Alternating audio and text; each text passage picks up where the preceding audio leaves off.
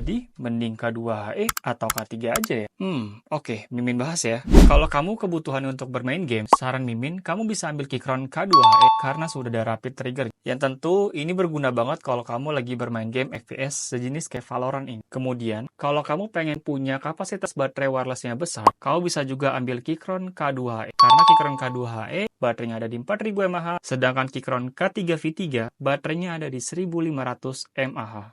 Lalu, kalau kamu ternyata orang yang gampang pegel, dan ternyata pada saat kamu lagi ngetik, kamu lebih nyaman telapak kamu nempel langsung ke meja. Nah, saran aku, kamu bisa ambil Keychron K3V3, yang tipenya tentu sudah slim dan jauh lebih minimalis. Kemudian, kamu juga tipikal orang yang suka berpergian kemana-mana, dan selalu bawa keyboard kamu kemana-mana. Saran aku sih, kamu ambil tipe K3V3 ya, karena tipe yang slim, lebih ringan, dan jauh lebih compact dibandingkan Keychron K2HE yang secara bobot lebih berat. Terakhir, Keychron K2HE dan Keychron K3V3 punya kesamaan dalam multitasking. Jadi kamu bisa menggunakan lewat perangkat apapun sampai 3 device ya.